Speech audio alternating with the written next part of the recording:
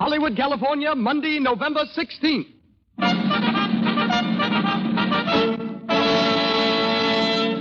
The Lux Radio Theatre presents Lily Pons and Adolphe Menjou in Conversation Piece with Marjorie Gateson and George Saunders.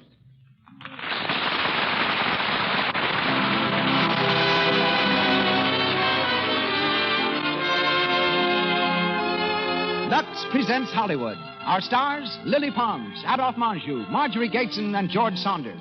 Our guests, Peg Murray and Cotton Warburton, film editor and former All-American quarterback. Our producer, Cecil B. DeMille. Our conductor, Louis Silvers. On behalf of our stars, our guests, and sponsors, welcome to another hour in the Lux Radio Theatre.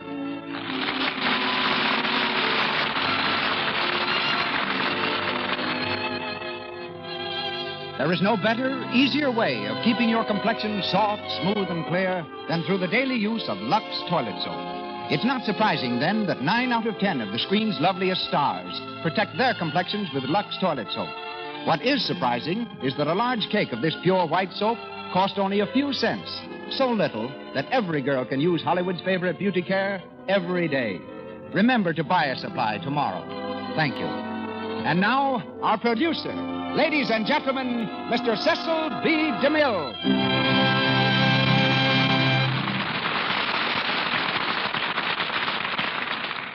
Greetings from Hollywood, ladies and gentlemen. Of all the precepts in the Bible, I have found none more pleasant to observe than love thy neighbor. It's not as much to my credit, however, as it is to theirs. For the neighbors in my case happen to be those charming people, Lily Pons and Mr. and Mrs. Adolphe Menjou. Last year, I rode across the country on the same train with Miss Pons. At that time, her dog was recovering from an operation. Ordinary dogs get nothing more aristocratic than fleas. A prima donna's dog gets appendicitis.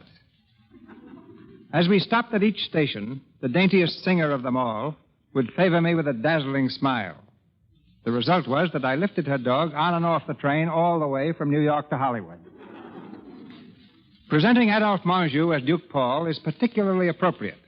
For when I first met him, he was known as the Duke, because though he may have owed for board and lodging, his first day's pay from each production went as a down payment on another suit of clothes.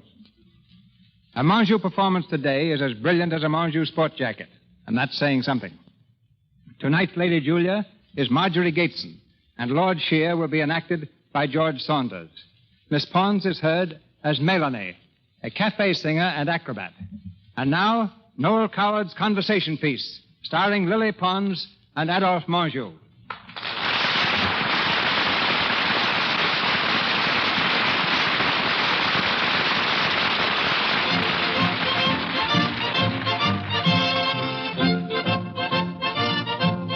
Our play begins in Paris during the year 1809. We're in a small, shabby cafe called Le Petit Girondin. The hour is late, but the cafe is filled with a drinking, boisterous crowd.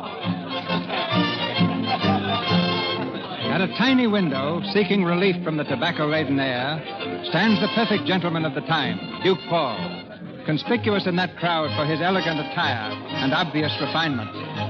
He has just been joined by Melanie, exquisitely fresh and untouched. Melanie, too, is quite unlike the others. Monsieur, you have come too early. I cannot leave until I sing again. I am impatient to start our new life, mademoiselle. Do you have to juggle your wine barrels, too? No more tricks. Just one song and I will be finished here for the night. Finished here for good, Melanie. Yes, for good. But you seem gloomy about it. No, but I'm in a daze. I'm so afraid I am dreaming. It is really true, all this? Or will I just wake up? Oh, it's quite true. One more turn and you are done with cabarets, finished with tricks, wine barrels, and squalor. But anyone would be in a daze with all this smoke in here. The window is open. Shall we live out together? Then we can breathe and see the stars. Well, let's breathe by all means. Oh, bright it is tonight. You have enough room? Well, it's a tight squeeze. Yes, but cozy. Come now, back to business. You realize that when you sing your last note tonight, Melanie of the cabarets will be no more. Yes. And you will leave here with me as Melanie de Tramont. Who has never been in a cabaret in her life. Exactly. Who was a sweet, fair-haired little girl in an old grey chateau with a wild garden. Yes, excellent, mademoiselle. And whose parents died in the Revolution when she was very young. I will remember, monsieur. You will live for the time being with that nice old lady we called upon. She believes that you are my guardian? Yes? And that I am the daughter of your dear old friend, the Marquis de Tramont? Yes, she suspects nothing. I'm so glad. It is very flattering to be taken for a Marquis's daughter. You must see that you learn to act like one. You must be very careful of your speech, your manners, your whole attitude. I will teach you, and I promise to be as patient as I can. I'm sorry to be so much trouble. It is a question of business, not trouble. As you are now, almost any man would admire you extravagantly. But no rich man would believe that you were the daughter of a marquis and marry you. And if no rich man married you, you could never pay me a rich commission. Why are you laughing? Because here we are, stargazing, while you dictate a new life for us, and only a week ago we had never seen each other. We are not stargazing. We are talking business. But still, the night is all blue, and here I am, a singing acrobat, unknown and penniless, squeezed in a dusty window with you, a great duke. Equally penniless and middle-aged? Oh, no, not middle-aged. Well, getting on, then. A little bit, so nice to me. Look here, mademoiselle, you are talking nonsense. I'm sorry. You are not in the least sorry. Oh, monsieur. If you were, your eyes wouldn't shine like bonfires. My eyes? Put them out. Yes, monsieur. Ah, that's better. And no more sentiment, please. Our new life is a sensible business partnership, strictly. Yes, I know. That is agreed. Even a great duke must eat. And the revolutionaries left me nothing but those few pictures I told you about, which they somehow overlooked. So you are my only possible business asset. You always come back to business. But naturally. We will live on in Paris, as I say, on the little I have saved. I will be very frugal. Then, when we are ready, perhaps something will turn up. Enough money to take us to England and a rich and doting husband for you. I see. England is where we will catch him. Melanie, come here. I'm sorry. They are calling me. I have to squeeze back now and sing. All right. Your last song, mademoiselle. I choose it carefully. A fitting swan song? No, not a swan song. It is a promise. Listen to it, please. Because it is about someone rather like me who promises that she will not betray you and destroy your plans, but who will follow her secret heart, no matter what prices pay, until she finds love.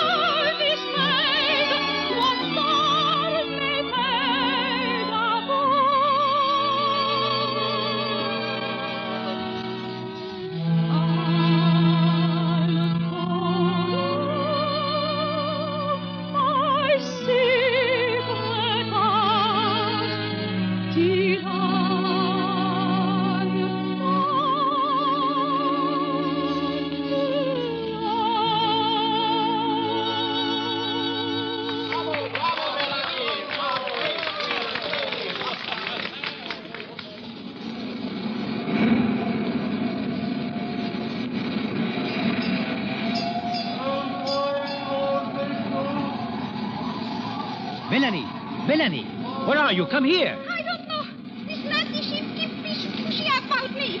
I'm drenched from the waves, and the wind is shocking me. Where are you? Here, by the railing. Oh, quick one, catch me. Here, hold on. Are you all right? No, I'm miserable. What do you want? Look, off there.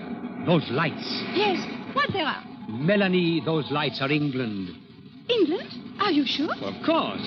It was like a rock. 2 years we have been waiting for this moment, and now we're here. No, quite. Oh, Think what it means, Melanie. We have enough money left from the 2 pictures I sold to keep us going properly for 3 months. And you are changed into a perfect aristocrat. not perfect enough to fool your friend. Who? That woman we met here on the boat, Lady Julia. I think she's suspect. Nonsense. Lady Julia couldn't possibly suspect. You are an aristocrat, and there is England teeming with rich men. It doesn't look it. We have only one handicap left. You're English. Don't worry. It is coming. Yes, at a snail's pace. Once in England, you will speak only English. Oui, Paul. The solicitor who engaged your little house in Brighton has also engaged a maid for you who cannot speak one word of French. Her name is Rose. Rose? I think she will be a thorn.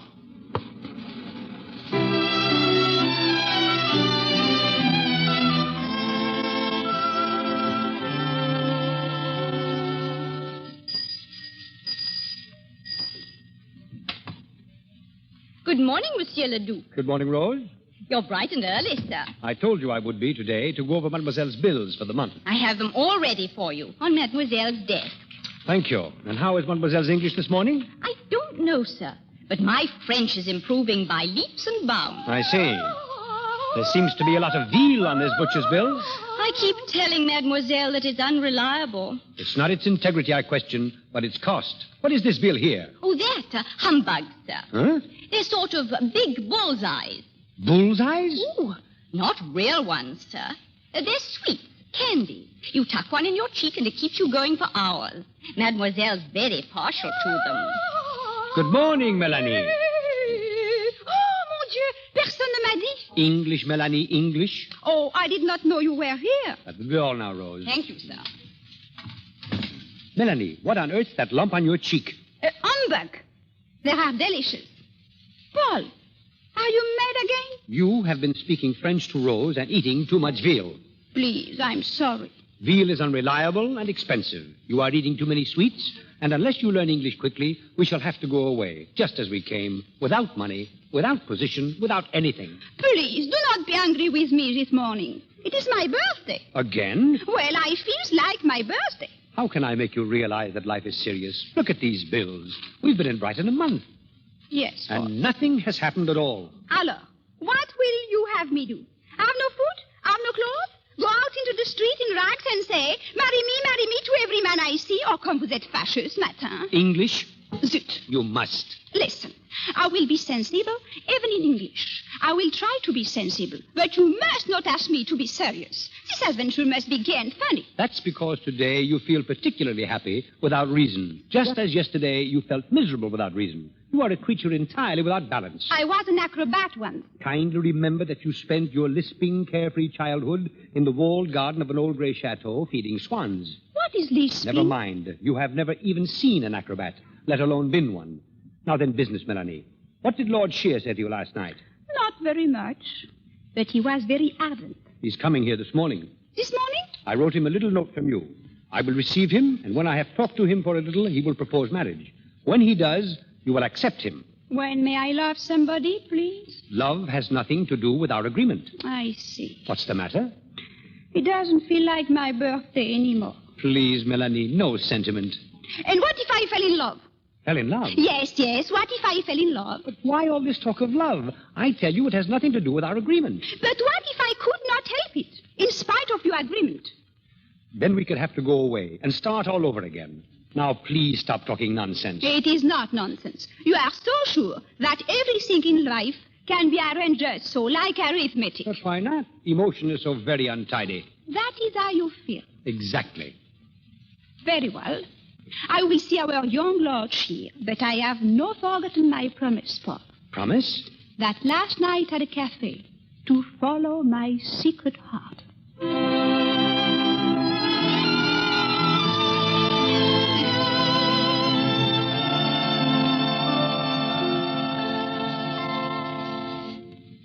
Good morning, mademoiselle. Good morning, Lord Sheere. I've just been having a talk with your guardian. Oh, yes? He said I might see you. Oh, it is very nice day. It is not. Very nice. So pretty. Everything here in England is so fresh and clean. Look out there, out of the window. that little boat. How do you say? Sailboat? Yes, that's a sailing boat. So graceful in the sunshine, like a white butterfly. Yes. Melanie, I had no idea you had a guardian? Yes. He said that he understands I want to marry you. Did he? Melanie, I didn't know. When I spoke to you last night, I wasn't sure of what I wanted. I'm not sure now, but don't you... But you speak too quickly. Please do not speak so quickly. Why do you stare at me? Who are you, really? I am Melanie de Tramont, the daughter of the Marquis de Tramont. My father was killed in the Revolution. My mother also, and my little brother Armand. And your 4 other brothers and 4 sisters. I know all that. Your guardian told me. Oh. A large family. Very large. You love them? Yes, they are very nice. And your guardian, you love him? Yes. I see. The father. Who are you, really? Oh, go away. Who are you? I don't know. Oh, please. I love you, Melanie. No. It's true. It feels strange, as though I weren't quite awake. And yet at the same time, more awake than I've ever been before. You see, I'm not very old, not very experienced yet, and... Well, it's the first time. Oh, this is very uneasy. Why? Didn't you expect it? No, like this. You wanted me to love you, didn't you? Both you and your guardian? No, You see, I'm not quite so young as all that, not quite a fool. My eyes are wide open. Oh, there's a lot I don't understand. A trick, some sort of trick. I feel it with all my instincts, but I don't care. I feel more than that. I feel that you're very lovely and very sweet, and that's enough. Will you please be my wife? Leave me, I beg of you. Don't hide your face in your hands. Look at me. No. Melanie. Go away, please, go away.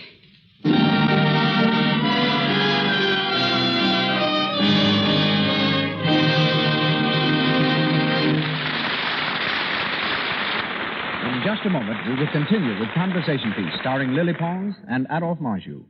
Now, let's pay a visit to a typical Hollywood home. The family's sitting down to a 6 o'clock dinner, but we'll go upstairs and tune in on Anne, the pretty daughter of the house. Here she is. Gee, I would get stuck on the lot just when I have a date. Now I'm terribly late. I'm so tired.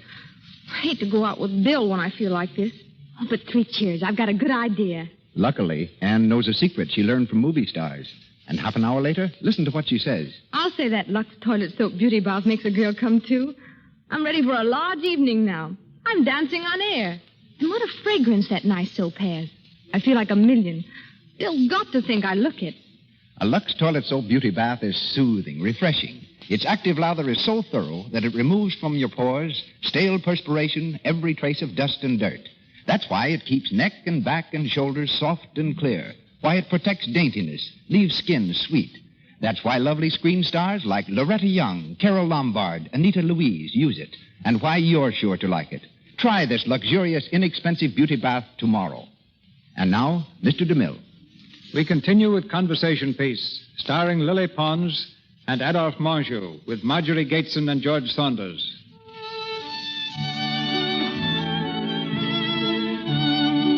It's several days later. In the little house in Brighton, Melanie waits eagerly for Paul to pay his daily visit. At the sound of a footstep, she turns quickly. But it's only Charles, the servant. Mademoiselle. Yes, Charles?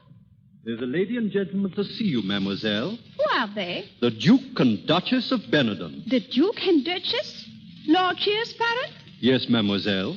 Where are they, Charles? In the sitting room, mademoiselle. Thank you. I will go and see them. Good afternoon. Good afternoon.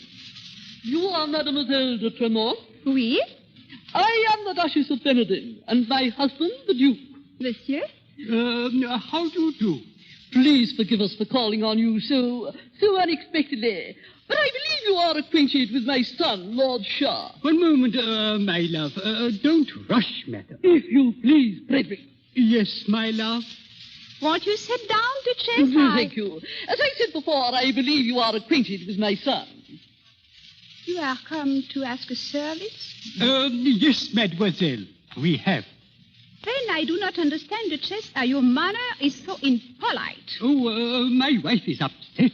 Naturally upset. Why? Well, Edward is our only son. Is that not more your fault than mine? It's no use bandying words, Frederick, and wasting time. Mademoiselle, my son is infatuated with you. But he's young, and that infatuation will not last. It must not last. My husband and I are fully prepared to compensate you within reason. Yes. Compensate? What is that, compensate? Money. Money? You will pay me money? Yes, if you will give us your word that you will never see my son again. If I love him, what then? That is beside the point. I think you will perhaps go now. £500. It is very charming, your son, and his eyes are very clear and blue. I think he will be angry. £1,000. I'm tired, madame. I cannot sit down until you go. Excuse me if I ring my maid. I would rather like to make one thing clear to you. Georgiana. Quiet. If my son marries without his parents' consent, he will not have a penny. Not a penny. Do you understand that? Georgiana, please. You rang, mademoiselle? Yes, Rose. The Duke and Duchess are leaving. Come, Georgiana. Come, my dear. My maid will show you out. It will not be necessary. Good afternoon. Rose, quick, some sherry. My legs will not stand. My goodness, her face when she went out. My goodness, her face all the time. Oh, Rose. How my heart bleeds for her poor husband.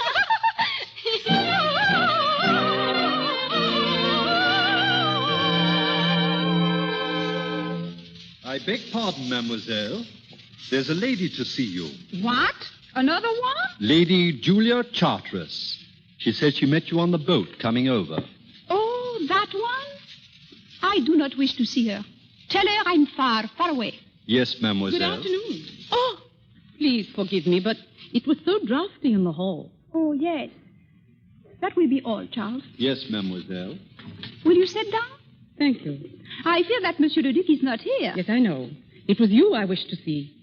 I've recently come to Brighton, and I've been so wanting to see you again. I'm very happy, madame. I have so much to talk to you about. Your guardian and I spent a great deal of our childhood together in France, you know. That is very nice. It was such a pleasant surprise to see him again on the boat. I had thought he was dead. No, he's alive. Mm-hmm, yes. I knew your father many years ago, the Marquis de Tramont. Yes? Oh, a most witty and delightful man. Yes, he was very nice. I don't remember that he had any children. Oh, yes, two. One boy and one girl. I was the girl. Oh? Where did you live when you were a child? A great wild chateau near Bordeaux. It's all very distant in my mind. The Chateau de Tramont, no doubt. Yes, there was a small water and swans. I spent all my early years lisping there. Oh? Well, you haven't got a lisp now. No, I lost it in the Revolution. You remember very little about your early life? It is so far away. So very far away from the truth. Madame! Oh, my dear child, don't be absurd. The whole story is idiotic. You've been very badly rehearsed. Paul should be ashamed of himself. I do not understand what you speak, Oh, madame. nonsense. And I do not understand why you come here. I came to find out what you were like, to see what sort of plaything Paul had picked out for himself. Plaything? I am no plaything. Oh, come. You can hardly expect me to believe that. How dare you speak those words to me? Oh, there's no necessity for you to lose your temper, my dear. How dare you? Leave here at once. At once, do you hear? Paul! What in the world? Oh, Julia, I didn't know you were coming. Tell her to go away at once. Tell her, Paul. Melanie, be careful. No, enough of being careful. Enough of these English busybodies. I congratulate you, Paul. She has a fine spirit. My dear Julia, what has happened? I have been insulted. Insulted? Yes. First, by the very charming mother of Lord Sheere. And now, by this snooping camel. Melanie, Lady Julia is a very old friend. But she has no right to come here and call me you plaything. What? Yes, you plaything, to my face. I will not stand for you taking that tone. You want me to marry Lord Sheere, do you? Very well. But after, you will have no penny, not one, and I shall be forced to do tricks again. Melanie de Tramont in the cabaret? That will be charming. And a lot of good it will do you. This is idiotic. It is, and I will not stand anymore. Not for you, not for the love of heaven. I'm going back to France tomorrow, if I have to swim there. It's all very interesting, Paul. It was unkind of you to come here and bully the child. I didn't bully her. I merely wanted to find out who she was. I see. Well, it's an odd story, Julia. Quite fantastic, in fact. May I hear it? If you wish. First, I should like to speak to Melanie for a moment. Do you mind? Not at all. I'll be here when you come back. Thanks. I won't be long. Melanie. Melanie. Yes. Come here. I want to speak to you. Yes. Melanie, why did you speak like that in front of Lady Julia? I hate her. That's quite beside the point. Don't you realize that if you persist in treating people as you do, that our plans, the work of 2 years, will be for nothing? I say I was going back to France. Yes, but you don't mean that. I do. Oh, Paul, let me go. I will never be happy here. Let me go. And you come with me. I? Why, no, Melanie. My life is here. And yours, too, if you would only realize it. You do not care about whether I am happy? You can be just as happy here as in France, alone. But when I'm married, when you have found me a rich man, I will be alone here, too. You will have your husband. I will have his money. It's a good compensation. Is that all that love means to you? Is there nothing else? I've told you, business and sentiment don't mix. Now dry your eyes, Melanie, and try to be cheerful. I'll speak to you later. Where are we going? I'm going to call a carriage and take Lady Julia home. I'll have a good deal to explain on the way. Must you go? I'm afraid I must. Goodbye, Melanie. Oh, Paul. Paul.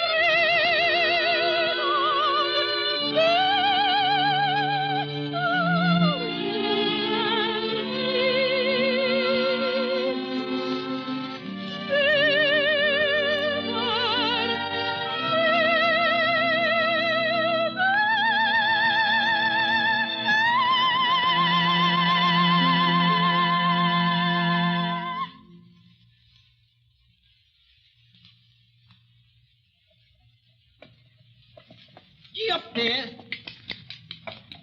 Gee up.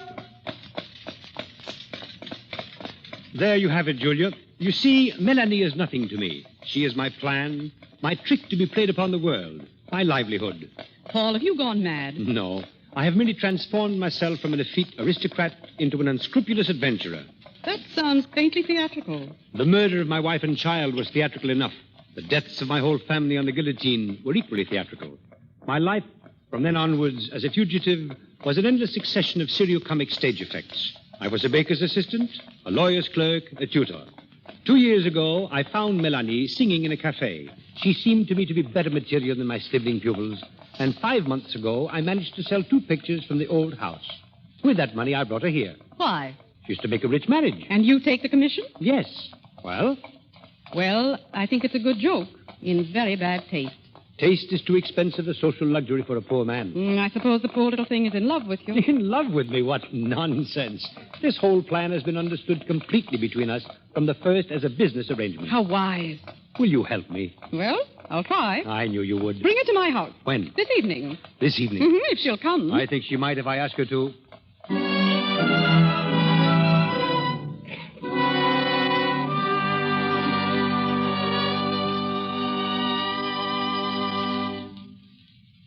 Won't you sit down, Melanie? Thank you. Melanie, I have brought you here for a very good purpose. But first, I wish you would apologize to Lady Julia. No, it's for me to say I'm sorry. I was over-inquisitive, and I jumped at conclusions too hastily. Mademoiselle, I ask your forgiveness. Thank you, madame. I have told Lady Julia everything. She has promised to help us. It's a very interesting story, mademoiselle, and I should like to help to bring it to a happy ending. We can talk quite freely in front of Lady Julia. That is very nice. Oh, well, come now, to business. Business? Oh, yes. In the first place, whom do you know? Not one of importance. Melanie, Lord Sheere is our only definite proposal so far. Do you like him, mademoiselle? Melanie, will you kindly concentrate? Oh, I do see how difficult it must be for one so young and so charming to banish sentiment entirely. You are sympathetic, madame, but sentiment is very silly. There is no sentiment in the whole world real enough to waste the time upon. Paul has spoken that very often. Let us now then make business. I have a number with which to begin. A number? Yes, I make the progress. First, there is the Prince Regent. But he will not marry me. Melanie. Do not be shocked, Paul. That is true. And we are speaking truth. Admirable. Then, there is Lord Sheere. He loves me. Excellent. But if we marry, there is not money at all. Oh, that can soon be remedied if your social position is improved. You must first of all be presented, more or less informally, here at the pavilion. But how? Who will present her? I shall, but before that, you must give a little supper party. Now, I'll arrange it and invite the guests. I can never begin to express my gratitude, Julia. Oh, not at all. Old friends must be kept from starving. Now, let me see. Lord St. Mary's must come, and the Duke and Duchess of Venerdon, and Lord Sheere, Lady Moscrock, and, of course, the Earl and Countess of Harringford. Oh, they're very useful. Are they rich? Have they foolish sons? Melanie. Well, you must have cards and good wine. Now, perhaps some music. Mademoiselle might sing a little. She has such a charming voice, but I should suggest songs more allied to the classics than the cabaret. A very practical suggestion. It is not false. Be very sure, madame, that we'll choose my songs with care, and I will be so careful to live up to them, to cheat and lie and pretend perfectly. Oh, yes. I will be so very careful, Paul, to follow Madame's suggestions. And my secret heart. Your secret heart? Yes, Madame. No matter what price is paid, what stars may fade above, I'll follow my secret heart.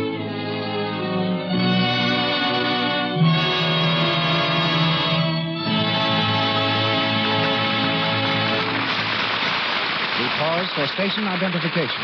This is the Columbia Broadcasting System.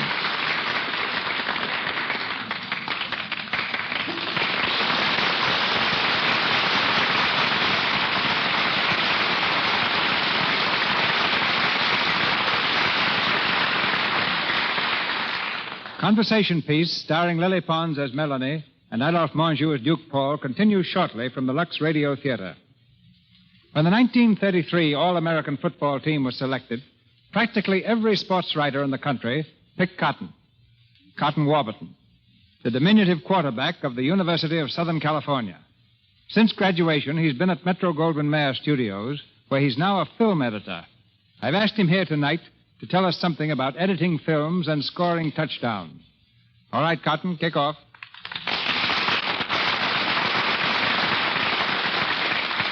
Thank you, Mr. DeMille. First, I'd better explain what a film editor does.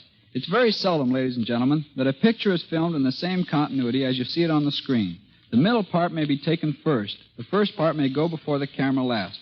All this must be joined in its proper sequence and music and sound effects injected. Cutting is a major problem. In The Good Earth, for example, 2.5 million feet of film were shot, enough for 200 pictures. It's our job to cut The Good Earth to 12,000 feet.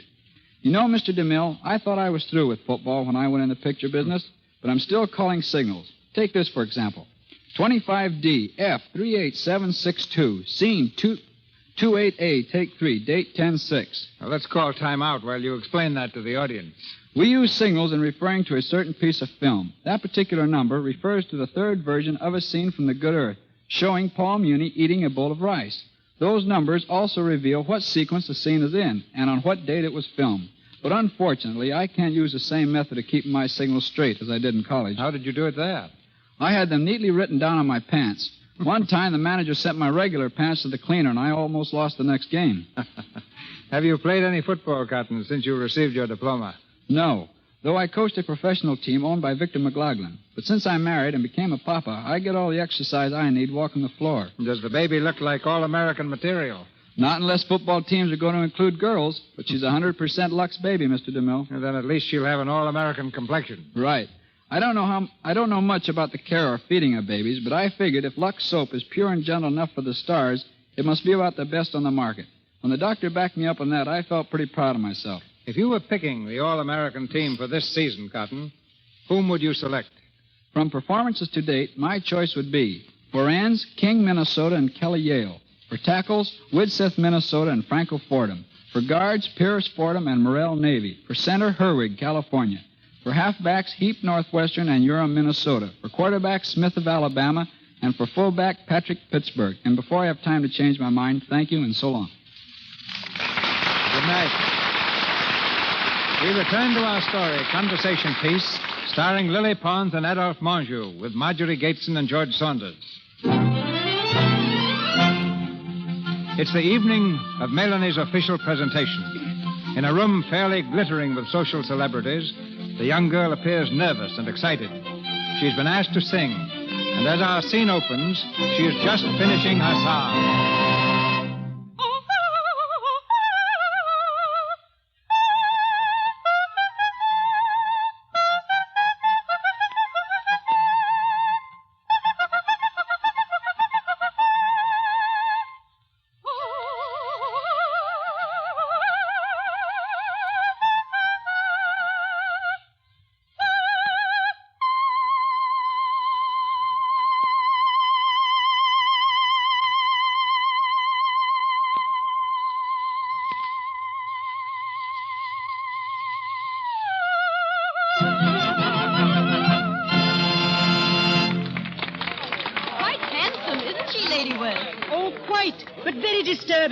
She doesn't seem to fit in, if you know what I mean. Yes, her background is a bit, shady, don't you think, Lady Harrington? I wish we could find out more about her. Well, I'm going to ask. You can't be too careful these days about the people you meet. Since Lady Julia was the one who presented her, perhaps she will give us a little information.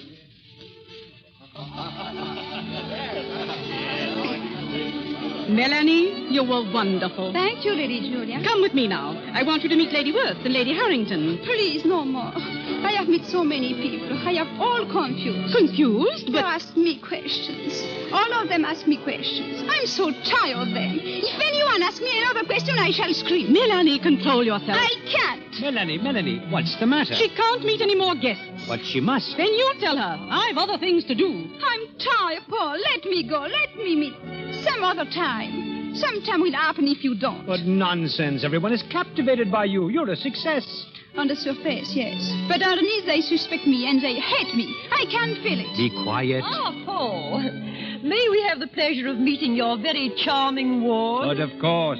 Lady Harrington and Lady Worth, my ward, Melanie de Tramont. Sure. So pleased, my dear. Thank you. De Tramont, The Marquis, I presume. Yes, he was my guardian's friend. Oh, of course, of course. It's so stupid of me, Paul. Not at all. You sing beautifully, my dear. Wherever did you study? Why? In France? Under what teacher? Why, I don't. A private teacher, Lady Worth. Unknown, but very efficient. He must have been. Oh, Paul, may I see you? Certainly. Excuse me, please. Of course. I'll be back directly. Oh. Perhaps I had best to go, too. Oh, no, please. We have so much to ask you, mademoiselle. Yes, about the revolution. Yes, I would rather not talk about it, if you don't mind. Then we shall talk about something else. Please, I would rather not talk about anything. My dear, are you ill? Yes, I'm very ill. Strange. Lady Bromley said you were ill just before, when she asked you something about your life. What do you mean by that? We mean, my dear, that you seem to be particularly averse to discussing your past. Lady Harrington? It's true. Yes, it is true. All of you have been snooping so hard to find out something about me. You wish to tell all your friends and make joke. Well, I will explain to you. Listen, I am the daughter of a mandarin in China. He was my first father. My second father was a Turk in Prague. He lived in Spain. I live in Italy. My mother was a slave. My brothers and sisters were slaves. No, they were little pigs trying with their big noses to find out things like you, madame, and you. Oh, I never heard it. I am Gerda Snipe. I am the daughter of a witch who was burnt at the stake. Take these tales to your friend, but take these quickly. Because if you don't go away and leave me alone, I will smash your painted face and pull you dead hair by the roots. Oh, I think we have heard enough. I'm only sorry the rest of the company didn't hear it also. They will soon enough. Tell them all, and then get out. All of you, get out, get out!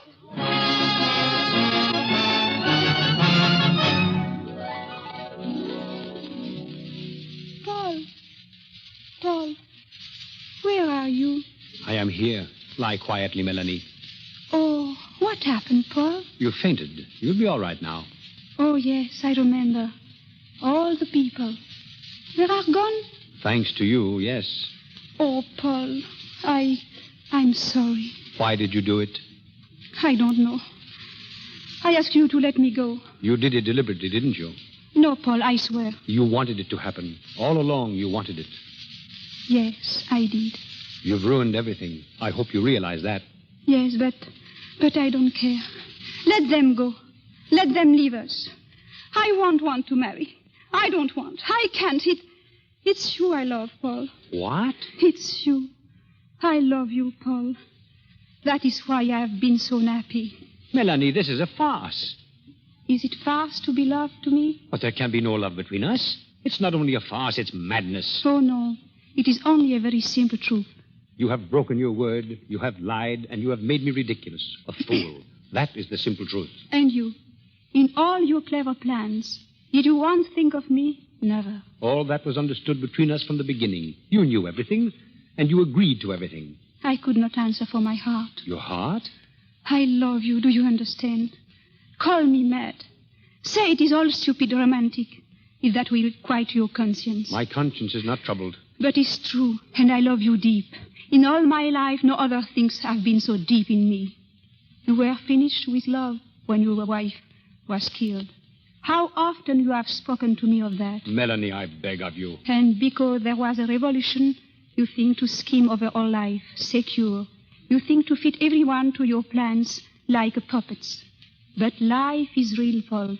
It is important, and life is too strong in me to be just a puppet. I was a fool to trust you. I love you. I love you. And you too, deep down in my heart, you love me. Yes, Paul. Everything shouted to me.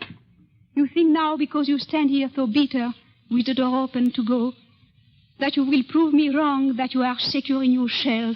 I know that too. But you must not go, Paul. Please. Oh, Paul. Come back, Paul. Come back.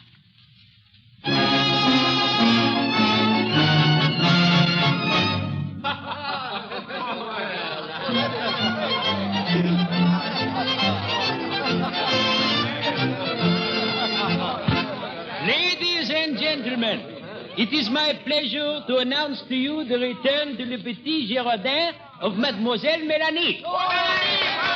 Mademoiselle Melanie returns with her bewitching voice for your delight and her acrobatic tricks on her elusive wine barrels for your amazement. Tonight, she will first delight you with a little song.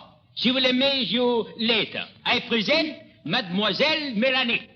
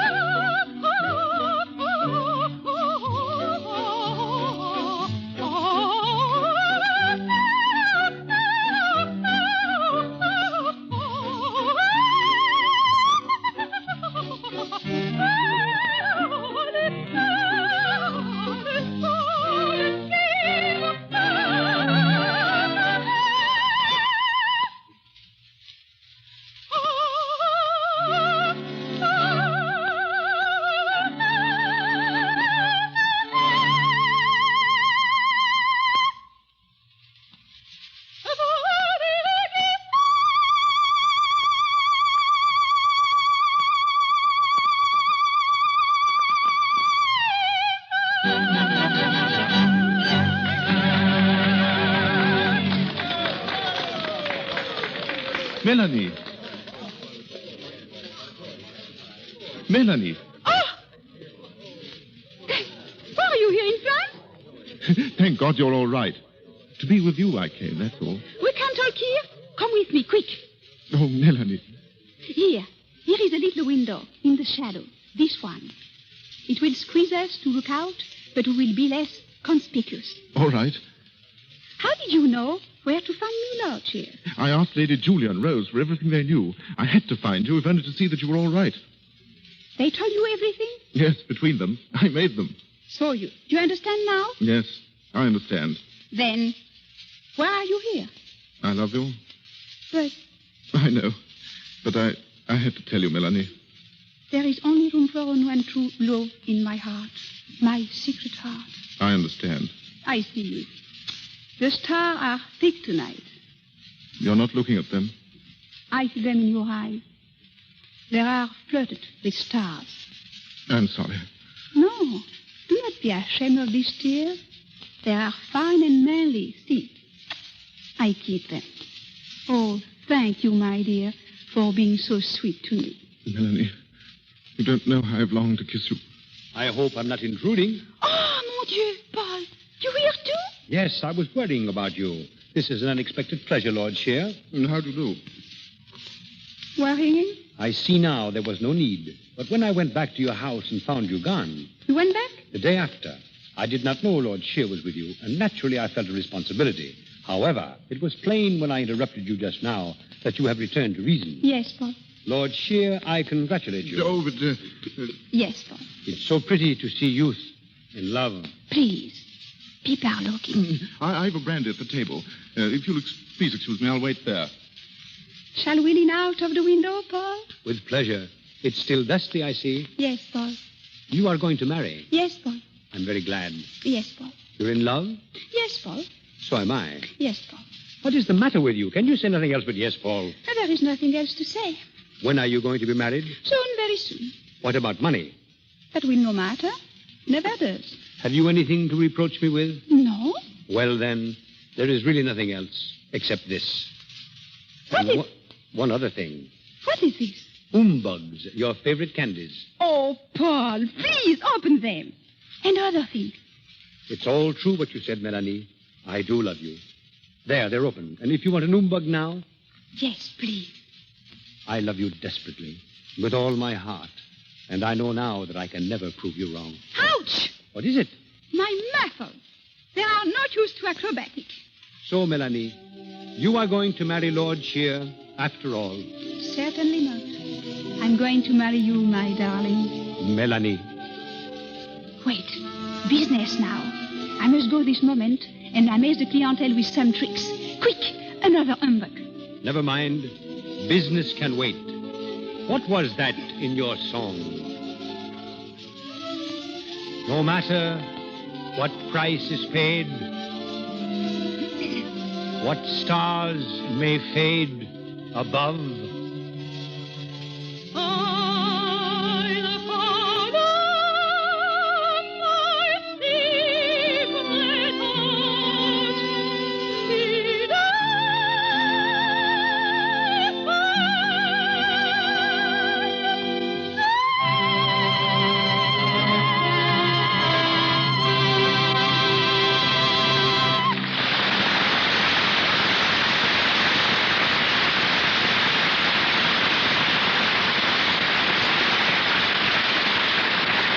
With Lily Pond singing the lovely melody, I Follow My Secret Heart, the curtain descends on Conversation Piece. But we shall hear further from Miss Pons and Adolphe Manjou a little later. Before introducing our next guest, we make a statement furnished by Mr. Melvin Purvis, our guest on last week's program. Quote, after stating figures on crime, it was discovered that the number of murders committed in Memphis in 1935 was 103. Instead of the figure given. I desire to express my genuine and sincere regret for this inadvertence. Unquote. I join Mr. Purvis in offering my regrets for this mistake. As the Ripley of Hollywood, Feg Murray is an encyclopedia of strange truths concerning your favorite stars.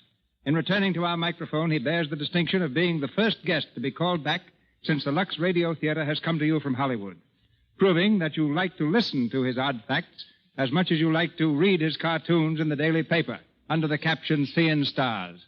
I've asked him to begin with what he knows about Lily Pons and Adolphe Manjou. Ladies and gentlemen, Mr. Feg Murray. Thanks, Mr. DeMille. Starting from the ground up, Lily Pons wears the smallest shoes of any star in Hollywood, size 1.5B. A village in Maryland has been named after her, and she originally took up singing as a means of improving her health. Adolphe Manjou was a captain in the United States Army Ambulance Service in Italy during the World War. Hollywood told him he was through when the talkies came along, so he made pictures in French, Italian, and Spanish, and was so successful that Hollywood did nip-ups trying to get him back. His parrot likewise speaks French, Italian, and English. And now, Mr. DeMille, I understand you have an item for me concerning the Plainsman. Yes. Since I began making the Plainsman, 39 different people have written me, each claiming to own Lucretia Borgia, Buffalo Bill's famous rifle. And now what can you tell us about football and Hollywood? Well, Paul Robeson and Jim Thorpe, the Indian, were both All-American players. Barton McLean once ran back a kickoff 105 yards to score a touchdown for Wesleyan. Johnny Mac Brown of Alabama caught the 58-yard pass that beat Washington 10 years ago in the Rose Bowl. Gene Raymond blushes when you mention football. Once in a prep school game, Gene ran the length of the field for a touchdown, only to discover he had galloped in the wrong direction. Dolores Del Rio should also be mentioned here. She's never seen a football game. Dolores, who is Gary Cooper's aunt by marriage, doesn't know what she's missed, just like those girls who may never have used Lux toilet soap. I think the strangest fact I could find in Hollywood would be a movie star who doesn't use Lux soap. And here's another fact people may not know. That wonderful aroma in Lux soap comes from 34 different ingredients gathered from the far corners of the earth. Now, suppose I turn you loose with whatever facts you care to give us. Swell. In Lloyd's of London, Freddie Bartholomew eats roast beef that costs $1,502.10. They must have ordered it from a nightclub. The meat itself cost only $2.10. The $1,500 was the cost of time lost in getting that roast beef to steam properly for the cameras. Shirley Temple has a life insurance policy which is void if she takes up arms in defense of her country or meets death by accident while intoxicated. Lionel Stander, who appeared in 28 Broadway flops in 8 years, has one green eye and one brown eye.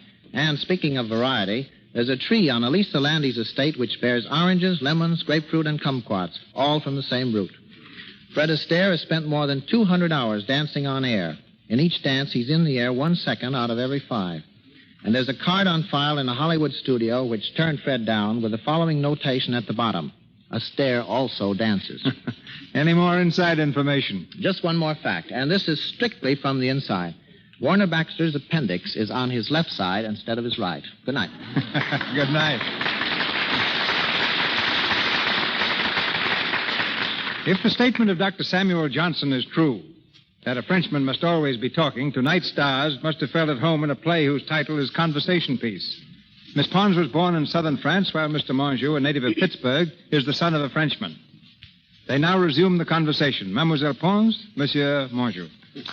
Don't forget that you're partly French yourself, Mr. DeMille. Yeah, but I'm not the boulevardier. You are, Monsieur Monjou. Thank you.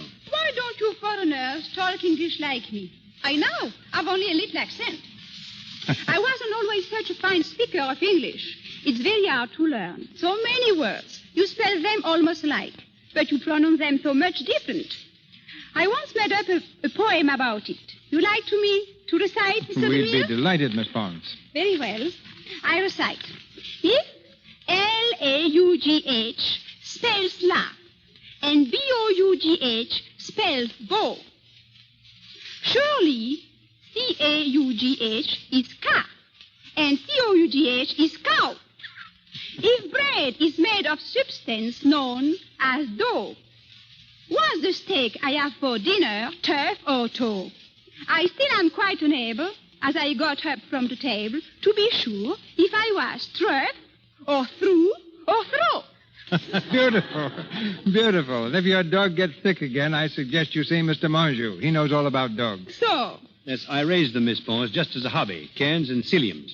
Where do you learn about growing dogs? Well, I used to work on a farm. I learned quite a bit about livestock before I got into pictures. Excellent training. The foreman told me the other day that the cows have gone so high hat, they refuse to be washed down unless the farmhands use Lux toilet soap. Who can blame them? All beautiful ladies use Lux soap. But why did you want to be a farmer? Well, I wanted some nice secluded place in the country with plenty of sunshine and fresh air where I could cultivate a mustache and get into pictures. But now, Miss Pons, before the people are sure Dr. Johnson was right about the French, let us say good night. Good night, everyone. I hope you like our play. Good night, mademoiselle. Good night, Miss Pons, Mr. Monjou, our thanks. Ladies and gentlemen, this is your announcer, Melville Ruick. Mr. DeMille returns shortly with news of next week's show. Mr. Monjou's next picture is titled 1 in a Million. Miss Pons appeared through courtesy of RKO Studios, where she just completed That Girl from Paris. Mr. DeMille through courtesy of Paramount, Mr. Warburton, Metro-Goldwyn-Mayer, and Mr. Louis Silvers, 20th Century Fox, where he was in charge of music for the new picture Lloyd's of London. And here's Mr. DeMille.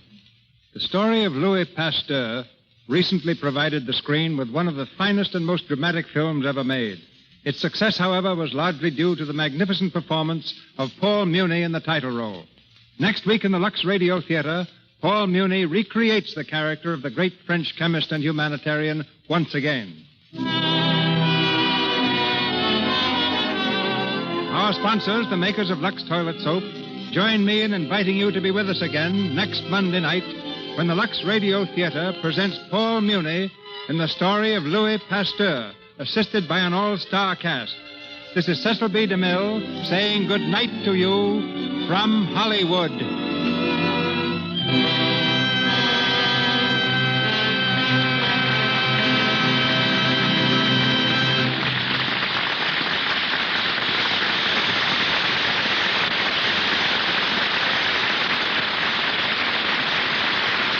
This is the Columbia Broadcasting System.